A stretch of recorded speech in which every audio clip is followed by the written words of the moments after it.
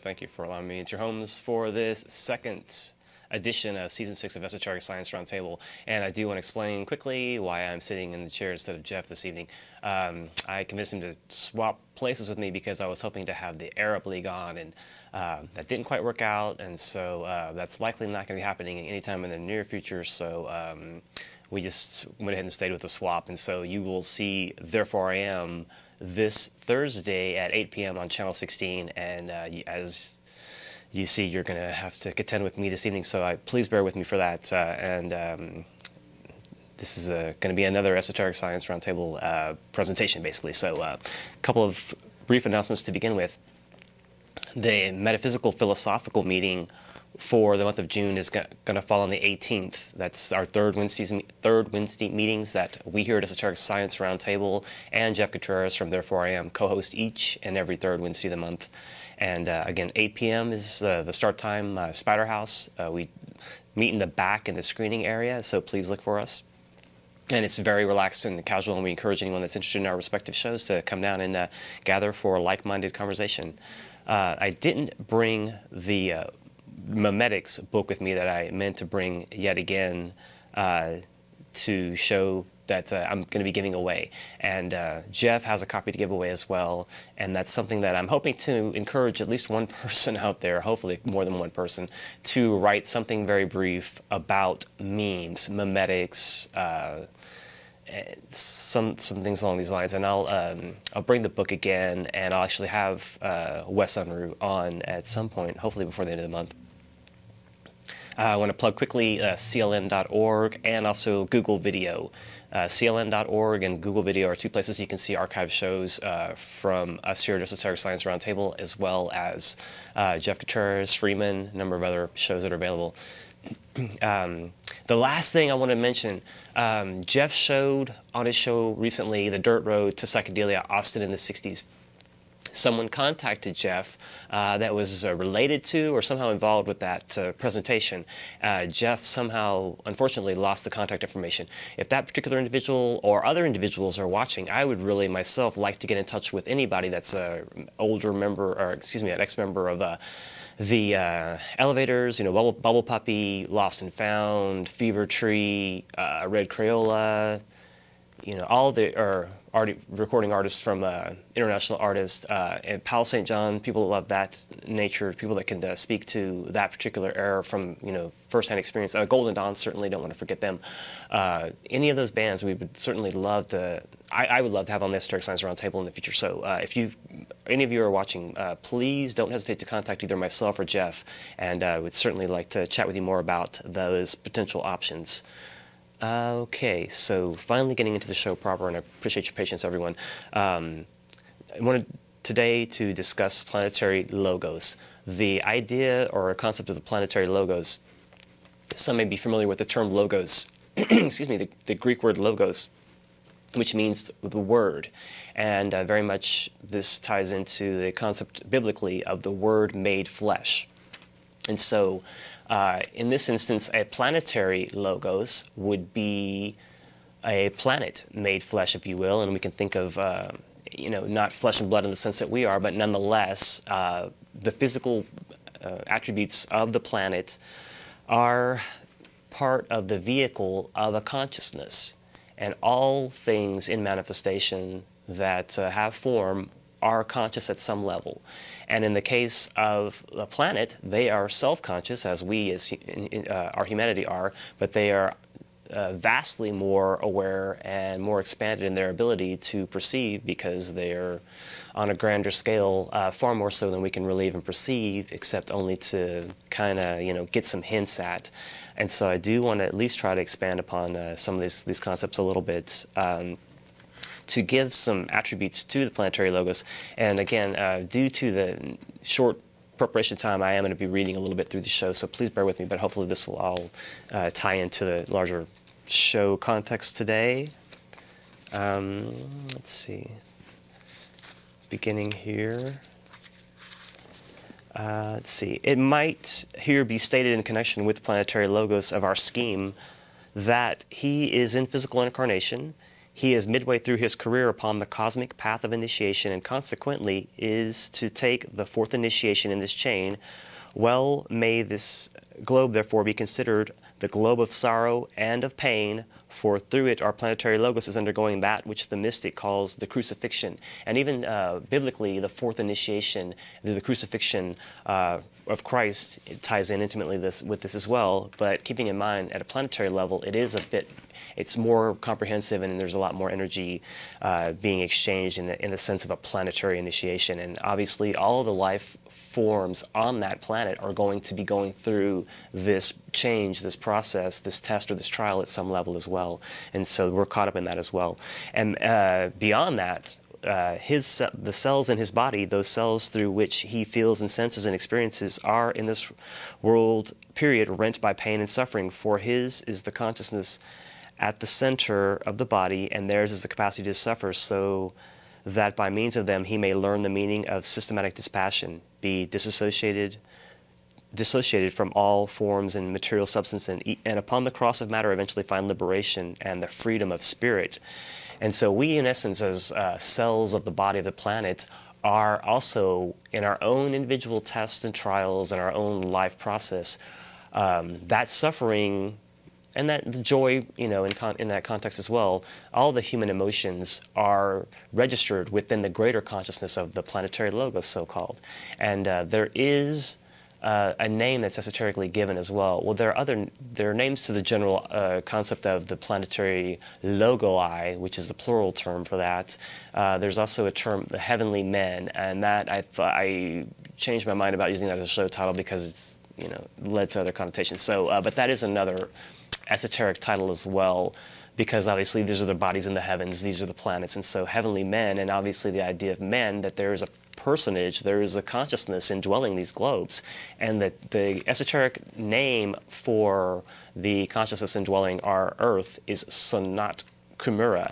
Now, certainly you can switch the letters in Sanat and get Satan, and that definitely has been brought to folks' attention before. It's not always as easy as that and as simple as that when you're trying to derive or extract something esoteric. So I would not pay too much attention to that. Or perhaps you will, I don't know.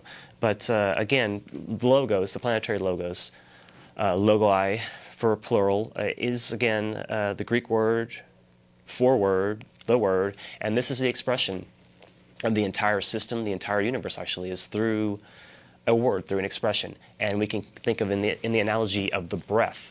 Through the outbreathing, we have the manifested universe. And then we have the inbreathing, and then that's the dissipation or the collapse of the solar system. And scientists obviously tie this into the Big Bang, and maybe there was something of that nature at the hitch point, the point between the two, the drawing in of the breath and the expelling of the breath. But nonetheless, that's a representation of the creation process, and that yin and yang also, the in and out process and the duality that is manifest as a result of the expression of a word. And as long as that word is held out in expression and spoken by some creation, some self-conscious entity, then it will maintain its potency and its frequency, and it will attract unto it all these other consciousnesses that are in affinity with it. And so this is how you get, in essence, a solar system amassing and amalgamating. You have, very much like within the atom, you have a similar structure. And there is this rotation within, and this cohesion within, and this affinity between the objects.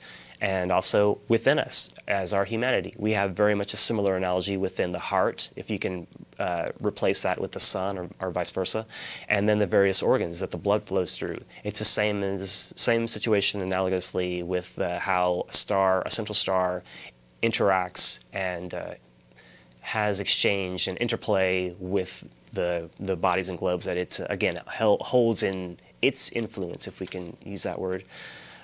So again, systems of seven do find their way into manifestation in many instances, and we see this just within our human experience on the planet. We have 7 continents, we have the 7 seas, we have 7 colors within the spectrum of light, we have 7 notes and then the octave. Nice transition, I like that, very nice. Let's see, so then we have other stuff as well. tied into that. Got lost into the fade there. Sheesh. Okay, I do want to borrow a little bit more here, describing the systems of seven. Oh, again, getting back to the seven. The planetary logoi also find themselves in this dispensation of sevens, this cycle of sevens, and so there would be six other. It could be six other constellations, six other planets, what have you. Excuse me. But in this instance, we're discussing six other planets with their own consciousness and their own goals and mission to fulfill.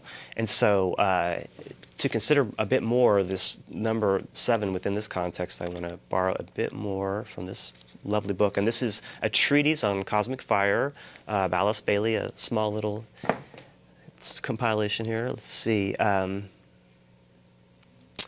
Okay. This is actually relating to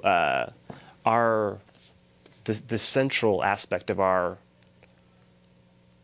again, the turning part again. Scientists have not yet admitted into their calculations the fact that our solar system is revolving around a cosmic center along with six other constellations of even greater magnitude in the majority of cases than ours, only one being approximately of the same magnitude as our solar system. This cosmic center, in turn, forms part of a great wheel till. To the eye of the illumined seer, the entire vault of heaven is seen to be in motion. All the constellations, viewing them as a whole, are impelled in one direction. And so this, again, is tying into what I said earlier about there being planetary logi, seven collectively. Also, there is a factoring in of seven solar systems as well that are in rotation, generally speaking. And this is scientifically, a factual state as well. It's just not really readily acknowledged. And this book was written a while back, I guess maybe the 30s or somewhere in there. And so even to this day, this is still not really regarded so much. But there is some consideration scientifically of our rotation and our tilting of the axis of the planet, or excuse me, the axis of our system and our planet for that matter as well, aligning with the center of the galaxy. And the central star around which our system rotates is Alcyone in the Pleiades. And I'll try to get more and delve into more of the ideas of that relationship later in the show as well. But the idea that our system does revolve around the Pleiades and that we are aligning gradually with that center. And so these kind of are the two keywords for the evening, which would be rotation and alignment. Certainly Enlightenment versus Enfrightenment is very important as well. But as far as rotating fields, and as far as I just lost what I just said a second ago. But anyway, that's going to tie into what alignment and rotation. That's it.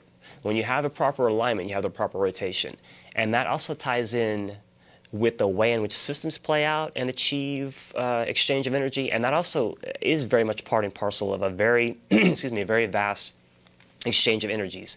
And it very much ties into the year 2012 coming up, fast approaching, and also the idea of getting into the age of Aquarius. All this is, astrologically, understandable, and it's part and parcel of again, of scientific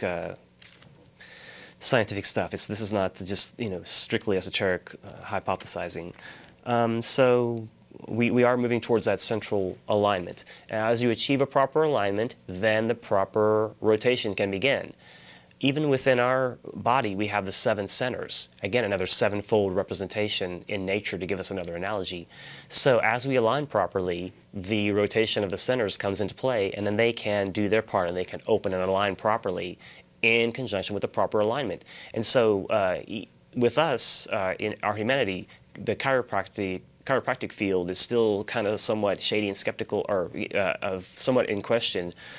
For some people, they're skeptical of it, but this, I think, is going to have to continue to carry forward at least the spirit of the chiropractic practice, in that we align ourselves, and in particular the physical spine aligning. So many people are hunched over and stooped over, and that ill alignment leads to a bad flow, ill flow, and ultimately ill health, and all these things. And so if we are able to align ourselves, then the proper circulation and rotation can take place, and the centers can do what they are naturally inclined to do in conjunction with our self-consciousness, certainly. But this is something that this alignment is going to continue to come into play, I feel, more so and more so. And so this exchange takes place, as I said, at many levels, and certainly among the planets, and certainly among the different solar systems. And so even, another thing I wanted to get into as well, the planets that, and I'll get into more so a little bit about this idea of a scheme as well, and what that whole concept entails. The scheme would be sevenfold, and we find that our Earth is tied in with 6 other planetary schemes at the same time. Now, some of the planets within the scheme, our Earth scheme in this particular case is what I want to focus on, have life that's readily apparent and available. They have self-conscious life that could be contacted and exchanged with. And in some cases, there are portions of a scheme that are going to remain obscured and hidden. And there's just a twofold nature to that. Some planets aren't always in the process of they're basically at a higher vibrational plane, essentially. And so a planet, for instance, that it's not in our scheme, but just to give an example, would be the planet Vulcan, so-called. And now, obviously, that harkens back to Star Trek lore and phraseology, but there is in the interior of Mercury a planet called Vulcan. It's only seen, every so often, and only seen, like in a shadow sense as well. It's not seen as a substantive thing because it is not fully substantive. It has a more etheric nature, and so we're only able to perceive of it and perceive also of its effect somewhat so on its neighbors. So that's why science has not readily accepted it and classified it, because it's really not fully physically there. So how can they? They deal with tangibles and things you can touch and see. So understandably so. Nonetheless, within the Earth scheme, there are 6 other planetary expressions, and they all have their particular purpose, as we do. We here being the school of the painful endeavor, the sorrowful endeavor.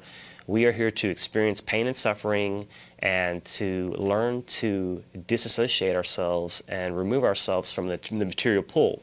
And that is what was spoken of in the phraseology relating to the 4th initiation, or the crucifix initiation. We're crucified on the cross of matter, and we have to wean ourselves away from it significantly, and so that has no attraction on us. And that is what is part and parcel of this 4th initiation, so-called, in the crucifixion initiation that Christ went through in the biblical gospel narratives that reflect that example as well. So again, we're continuing to move into more alignments in many respects, and that's interesting.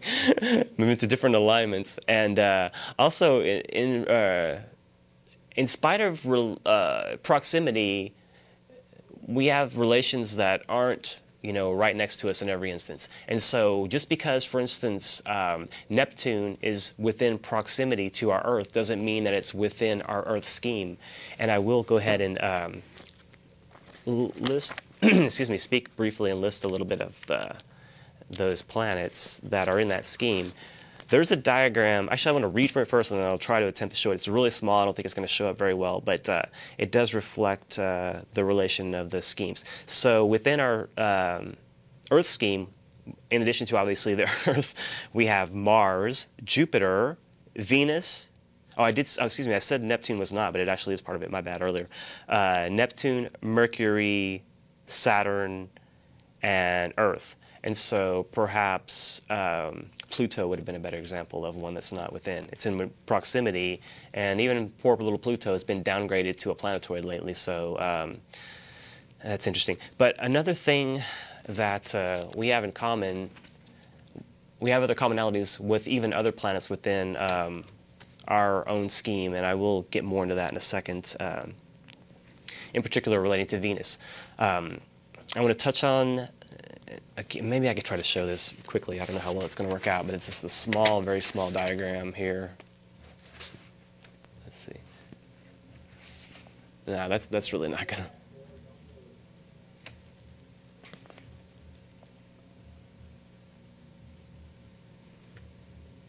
Well, you can kind of see it.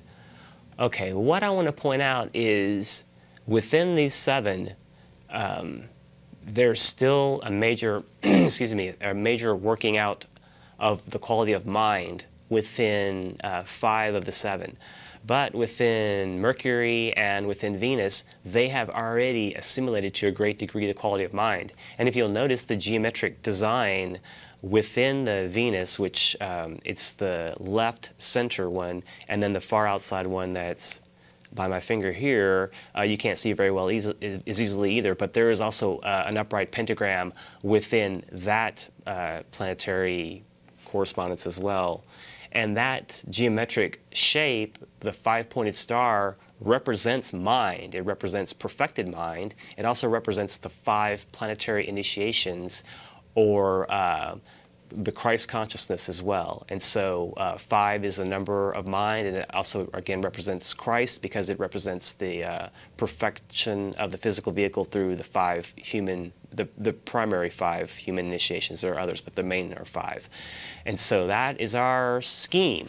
Now, to clarify more so on the idea of the scheme, and again, this is a bit more esoteric than normal fare, but I think in time it probably will have more significance, and it'll make more sense and have more application, hopefully.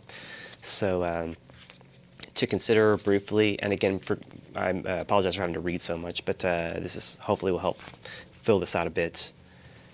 It must also be borne in mind that just as all 7 heavenly men, again another name for the planetary logi, are found in the body logoic and are themselves under the influence of 7 solar logi, using the word influence in the astrological sense, so in a planetary scheme with its 7 globes, each astrologically under the influence of all the 7 heavenly men.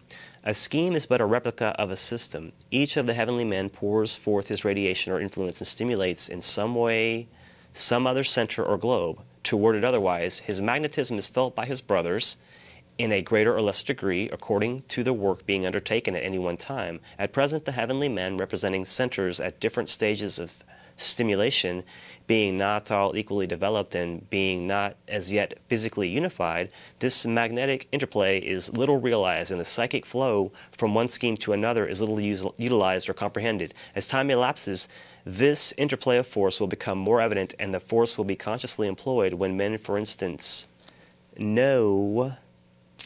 there's a list of things. It's won't really help to elucidate, I don't think so much. At any rate, though, the idea that there is this influence, there is this relationship, and that if we do go back to the analogy of the 7 centers within the physical body, and that analogy to the 7 planetary, the heavenly men, the planetary logi, that they are akin to the centers. And so as they are stimulated and they are radiatory and they are properly aligned and have the proper rotation, then they will have they will be enacted, if you will, and they will have their play within the greater system, because just within our human system, just as within our human system, certain centers are more active in certain people than others. It's very similar to within certain planets. You're going to find that some are going to be predisposed towards certain conditions, awareness, and others not so much. And so that playing out will continue.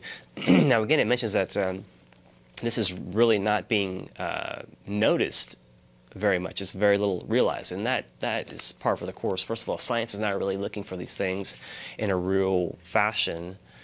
Don't really have, I guess, probably the proper tools, perhaps even. I can't say for certain, but it's not really something that science is really readily pursuing.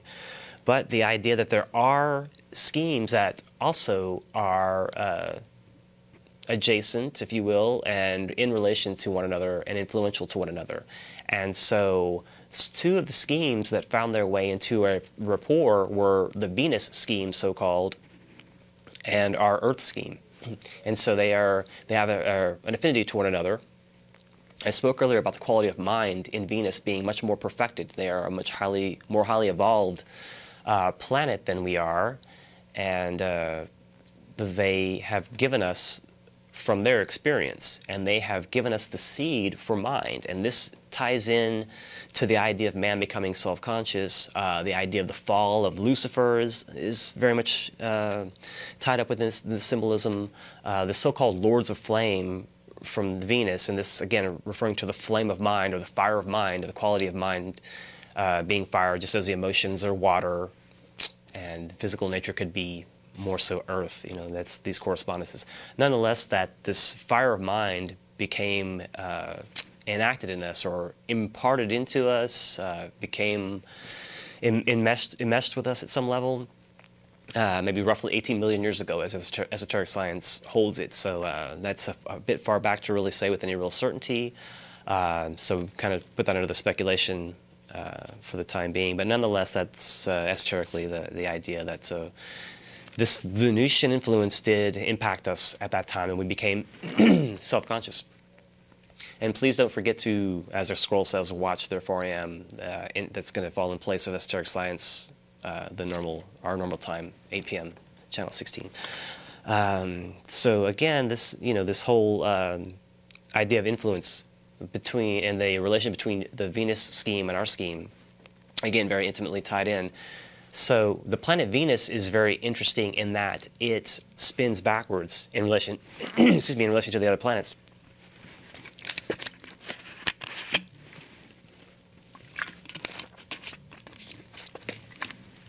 And so its rotation is opposite, and so there would theoretically be some polarity differences as well. Now, I don't want to press too far ahead, but also our solar system has this same negative rapport with Pleiades. The Pleiades are negative to our positive polarity in this system. Now, that's not to say that we don't also receive from the Pleiades. Apparently, we have been receiving from the Pleiades because we have allegedly been in contact with beings from the Pleiades, and there have been a number of instances that have cataloged that, recorded it. Excuse me. So I tend to think that there's some truth to that there is actually this interaction, and that they're interacting, observing, and exchanging at some level. Now, going back to the concept that our system revolves around the star Alcyone within the Pleiades is another indication that there's a larger rapport. There's also another relationship between the 7 sisters of the Pleiades and 7 stars in the Great Bear. And they also have a relationship to one another, excuse me, that works through our system and allows us to have energy exchange. And just one quick point of note, esoterically considered, Saturn is that planetary focus within the system that allows that stepping down from this extreme expanse of galaxy and space that we energetically work across. And again, you know, that's proximity is not always something that's a clear-cut indicator when it comes to this planetary stuff. Just because a planet is right next to another planet doesn't mean they have that affinity or relation that a scheme would entail, or other obligations for that matter.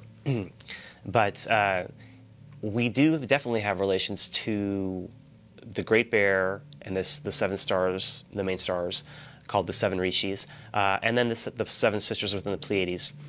And I would say primarily Alcyone. There is also within the constellation Orion, we have the star Sirius.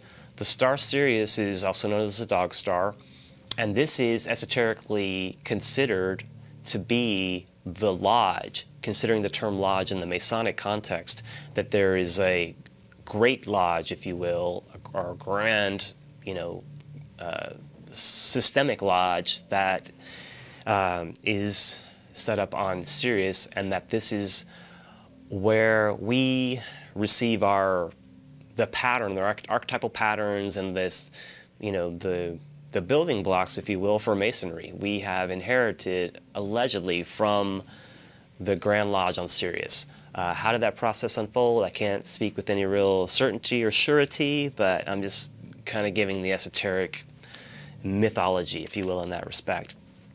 And so if we do consider the planetary logos, our Earth's planetary logos in particular, Sanat Kumara, as a personality, then that personality in a greater energetic exchange, in a greater alignment would align in something akin to meditation in order to have this exchange take place.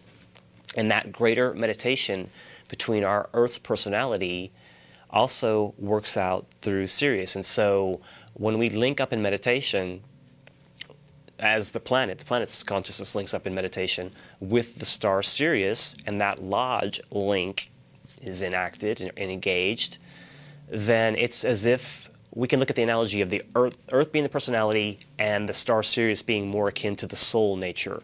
And so that affinity, or that relationship, that alignment between personality and soul is fulfilled in that playing out between those two. And so that's very interesting, I think, that there is that affiliation, that relation. And there's even what's called the path to Sirius. There are different initiatory paths, so-called. These are much higher so-called initiations. But nonetheless, the path to Sirius is described within this. And I want to go ahead and borrow a little bit more regarding some of the details of this path to Sirius, because I think it would help elucidate more so the connection between our Earth, again, the Pleiades, the Great Bear, and the star Sirius, and the idea of there being a lodge on Sirius. Now, again, it's a star, so you're thinking, well, it's kind of hot, but consciousness doesn't necessarily have to indwell the physical form that we acknowledge here on the planet. Form doesn't have to be thick and congealed and be readily apparent. There is form that we can't see, but nonetheless it exists as a form.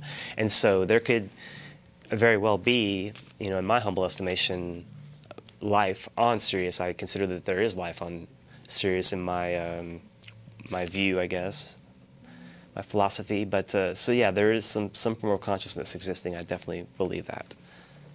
Let's see. Let me get over here briefly. Okay, and again, this is more esoteric, but I think it'll hold some relevance when this is all considered as one, total. This path. And this, again, the path to Sirius, this path is, of all the paths, the most veiled in the clouds of mystery. Again, mystery, the mystery schools and the lodges.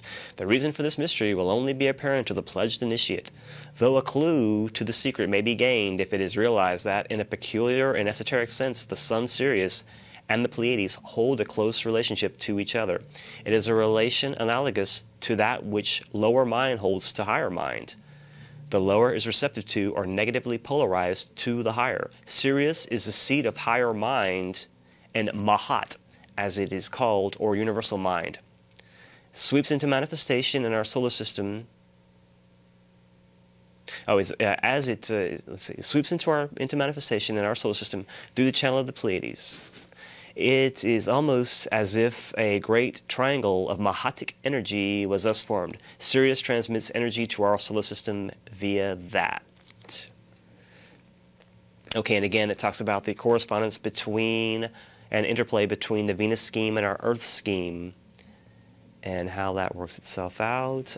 It actually says here that there are initiates that are preparing to tread this path to Sirius. And again, this being written, I think, in the 30s or something. So perhaps these initiations have culminated at this point. I can't say with any real certainty about that either. 1925 was the first publishing of this book. So that being the case, at this time, it is said that the Egyptian master and the master Jesus are preparing themselves to tread this path of Sirius, so-called. Keeping in mind that the master Jesus, the physical man Jesus, and the Christ, so-called, or the second aspect of the Trinity, would be two separate consciousnesses. And that Christ would be taking a further, much more inclusive and comprehensive initiation. And that actually allegedly did take place during the gospel narrative playing out, that Jesus the man took initiation as Christ also simultaneously took a more inclusive initiation. And this led to the renting of the veil and the bringing forth of the will anchored to the planet in the fashion that it was in that case, whether you consider that gospel narrative as symbolic or otherwise. Nonetheless, the will nature, according to my, again, philosophy anyway, was anchored at that time. And so will to love is an expression that can be tapped into and achieved by virtue of that syncing up.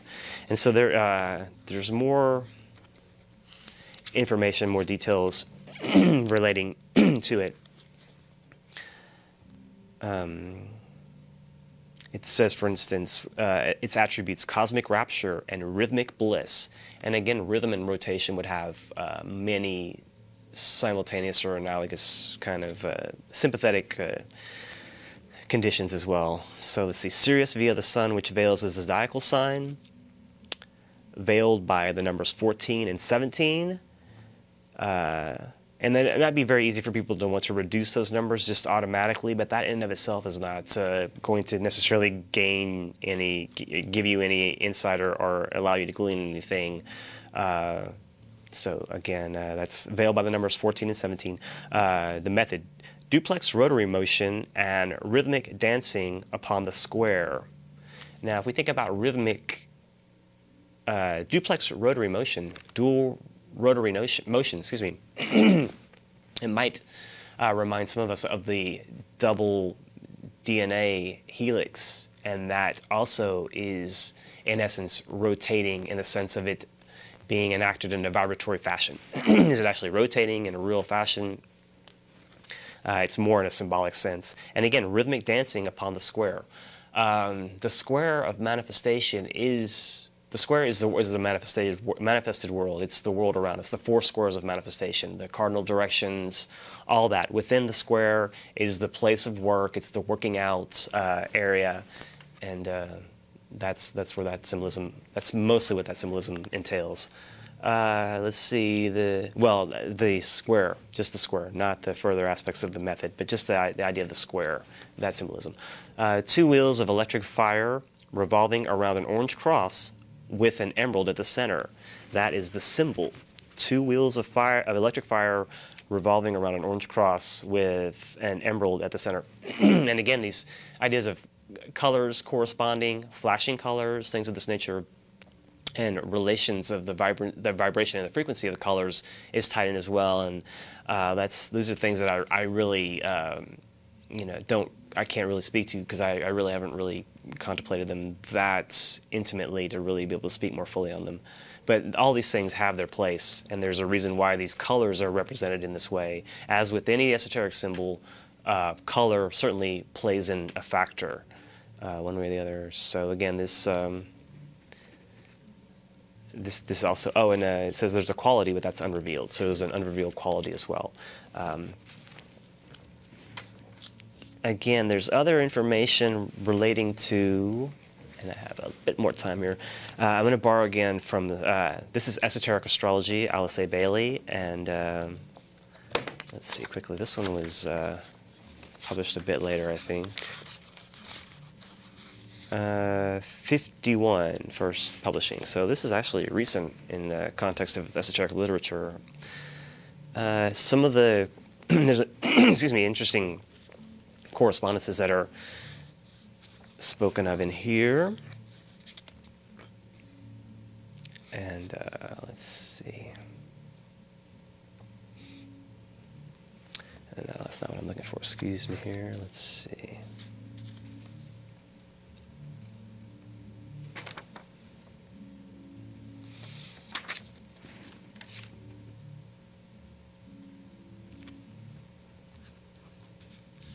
All right, hang on, bear with me, folks, here real quick.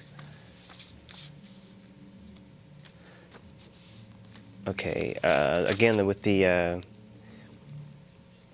I do want to, again, get back to this idea of Earth and Venus, and again, the further playing out in relation. Okay, so perhaps some idea may be gained if we remember that in an occult sense, Venus is to the Earth what the higher self is to man.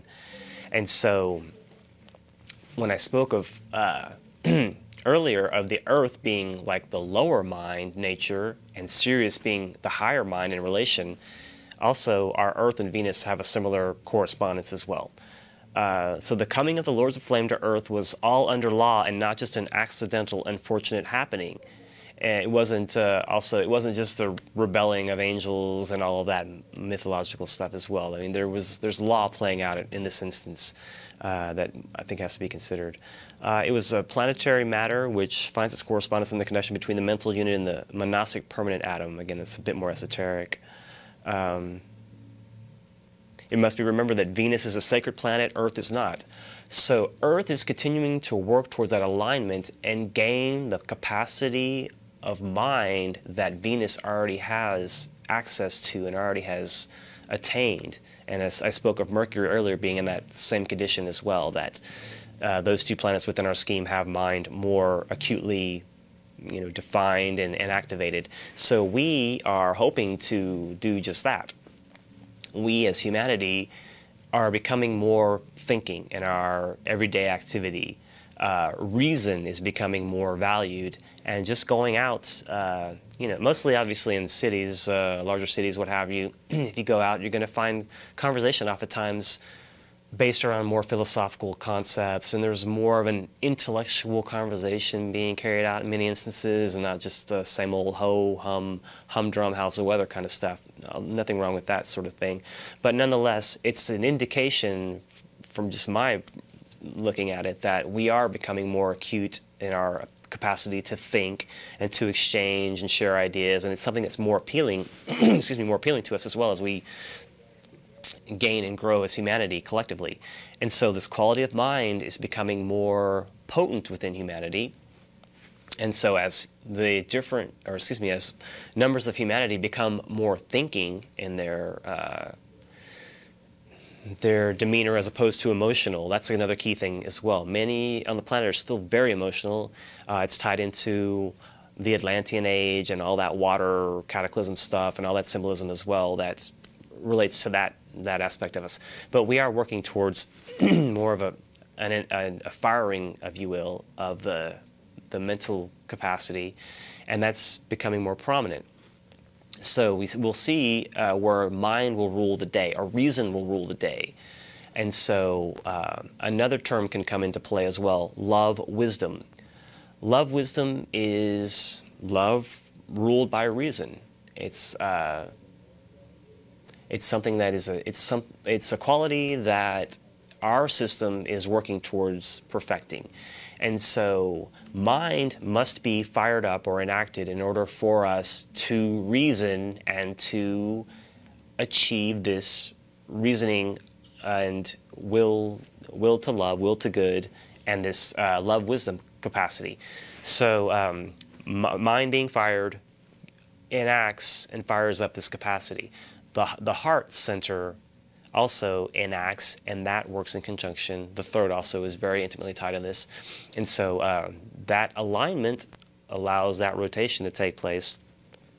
And within the human body, the proper alignment can help as more collective numbers of our 6.5 billion plus humanity align themselves in this fashion. Again, as I said earlier, we're like the brain cells of the planet. And so as our wills move and shake, and as our wills are bent and led and directed, or we attain our own self-determination and self-will and self-rule, that all factors into the mix ultimately. And so our little wills build within the greater will of the consciousness of the globe, the Planetary Logos. And its goal, again, I spoke of the goal of the Planetary Logos. The goal of the Planetary Logos immediately is to more perfectly fulfill the mind nature and to allow that alignment and that initiation to play out. And make no mistake about it, we will and we are going through in many instances that playing out. We're part and parcel of that. We're caught up in it, we're swept up in it, and we're moving forward in a fashion that really in a kind of a breakneck pace, if you want to consider it within the context of our human evolution. So we're in a little quick growth spurt here. Certainly ties into the Aquarian dispensation and that greater alignment that I was speaking of earlier. All that plays comes into being. And so there are ways in which these planets relate to one another, and ultimately it is through geometrization and geometry and how that relates, the science of triangles is very much a part and parcel of this, and that's one of the basic solids is a triangle, 3 points, 3 lines connecting, and 3 points being kind of like a positive, a negative, and a neutral. And again, that harkens back to the atomic rotation and the alignment that that conveys, and then you get the cross, cross of service. So, you know, all these esoteric symbols kind of fall one into the next, and there's just a, you know, you can pick a little bit from these symbols, and then you can gain much more, you know, as you meditate upon these symbols or you take them into your consciousness at some level. They may gain greater significance to you at some point.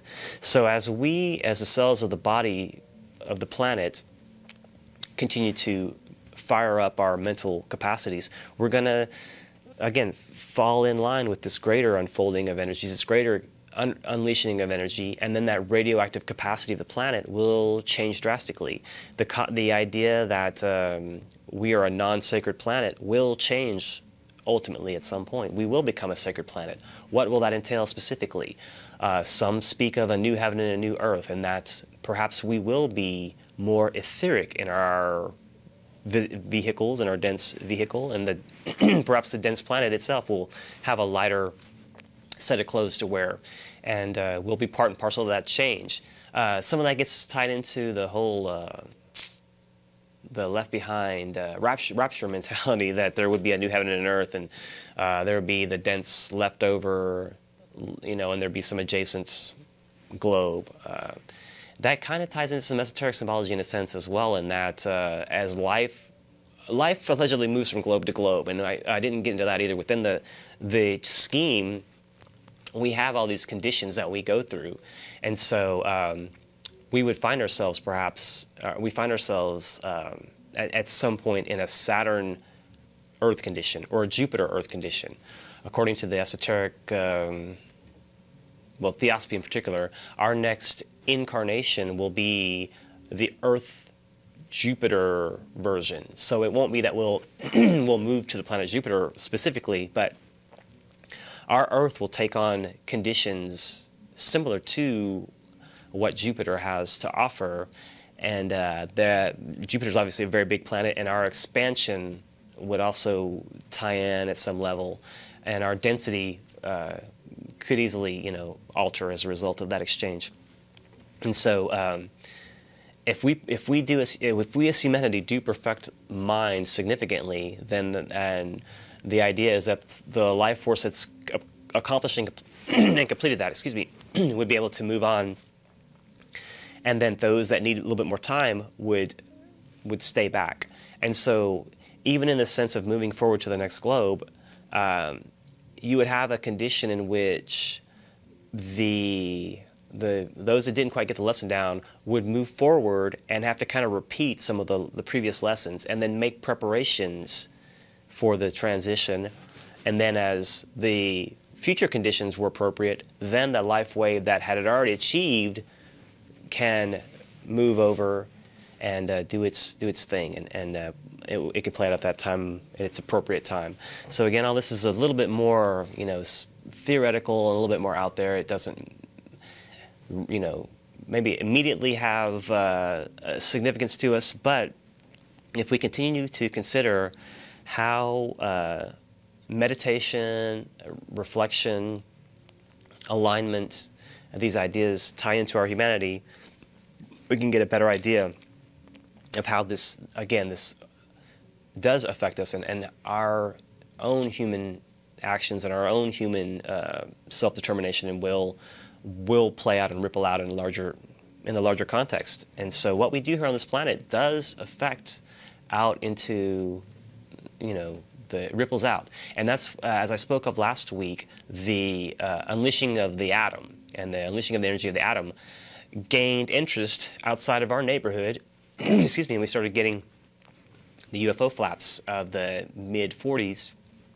And I firmly do believe that was very much part and parcel of observation and interaction, perhaps in some cases, to prevent us too radically or drastically, you know, engaging in that area.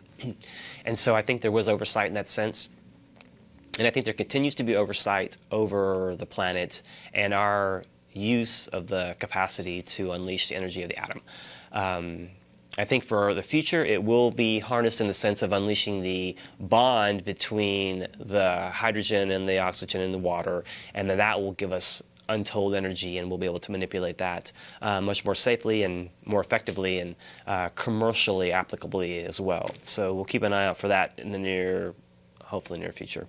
Again, the alignments playing out. So our lesser alignments tie in and are analogous at some level to greater alignments. If the centers in the body are aligned, and the planetary centers are aligned, and the solar system can be aligned, then solar systems rather can be aligned, then again we'll have this great exchange of energy, tremendous exchange of energy at multiple levels. So it's all based on sound, logos, the word made flesh. The planetary logos is an expression in manifestation. As long as that frequency, that expression is being issued forth, that breath is being expelled, we will continue to play out into manifestation. And evolution will continue to unfold. That's, again, part and parcel of our evolutionary process as well. So the geometry that the planets engage in, say exchange, is something that we as humanity also do. We have our own triangular natures, and we can work in triangles as well. And there is a group called Triangles that is actually based with the Alice Bailey's information that links people up all over the planet. And so groups of 3 link up at any given time and say a particular prayer, the Great Invocation, collectively, and link up that energy. And so I'm fortunate enough to be involved in a triangle with a gentleman who is a reverend or a preacher in Brooklyn, and then my other triangle partner is in the Bay Area, and he is a doctor. So if you'll forgive my self-description, you have a preacher, a teacher, and a healer all linked up, and I think that's a good relationship, if I can, again, consider myself that. So again, sound is going to play out much more as well into the future. Science will continue to understand sound more so. Certainly we've weaponized sound at many levels, and ultra-low frequencies and extra-low frequencies and the HARP frequencies. This frequency modulation, frequency manipulation is something that we have been experimenting with, and I think we take it very much for granted what we're doing and what we're toying with, and that is to our detriment ultimately. But I think science will accept sound as, will work in sound as a medium. And this will be the way in which a scientific formula will be not only expressed, it won't be written out, but it will be uttered. It will be science will become more ritualized in many respects. And so the sound formulas that are already encoded within nature, perhaps encoded within the DNA to a certain degree as well, will be understood and then replicated in a fashion that will allow for sound to be manipulated for our service ultimately, hopefully towards the benefit of the race, is my sincere hope. So yeah, hopefully we will continue to understand more about the nature of sound, our very nature as sound as well, as a form that is based on a frequency. We are that as well. And so, we're going to continue to exploit these ideas in the coming week. I have a lot of interesting stuff lined up, hopefully, for the next few weeks. I do want to, again, get Wes Unruh on to speak about memetics in a phone interview, and I'll give a book away before too long in the next few weeks. I want to encourage people, if they'll still consider writing a short couple of paragraphs about memes, and replication and ideas getting reproduced over distances, and this kind of thing, exchanging of this energy in this way. Let's see. Also, please don't forget that since I've changed time slots with Jeff, that he's actually going to be he's going to be doing, Therefore I Am, Thursday, 8 p.m., Channel 16. So he may have a really knockout show. Who's to say? He's got extra time to prepare, so let's hope that he uses it wisely. Also, again, the metaphysical meeting is going to fall on the 18th. We still got a little bit more time to remind you of that, but I just want to keep reminding folks. Also, archive shows, cln.org, and you find things that are not on the Google video, for instance, and it's radio, internet radio, so you don't have video, but nonetheless, you know, you still can hear the shows. And the Google video as well. And again, just to reiterate my earlier request, any of the Austin psychedelic band members from, you know, especially the international artists, or with the exception of Fever Tree, obviously, MCI Uni recording artists, and my understanding is some of those guys are playing around again as Fever Tree Rising, and that would be very interesting to touch base with those guys a bit, and just get some idea, get something on the record about that philosophical era and what changed. So we are rapidly running out of time here, and I do want to definitely thank my producer, Chris, for commanding the helm of the Starship Esoterica. I want to thank Jeff for helping us get eased into the new season appropriately, and we'll continue again to hopefully have some good shows. I want to have John Michael Greer on hopefully before too long again to speak about Druidry, as he is head of an ancient Druidic order here. Perhaps Dr. Elizabeth Carmen again, hopefully, to speak about some information that she's involved in. You know, there's a lot of things, other things we have lined up, and so I hope to keep you guys interested through the remainder of this summer season, so-called. Every Thursday, channel 16, 8 p.m., except with the exception of this upcoming Thursday, the 12th. So thanks again to Jeff and Chris, to Jeff for commanding the helm, and to Jeff for helping to navigate the Starship Esoterica. Again, we're getting the dust off that sucker and getting it tuned up.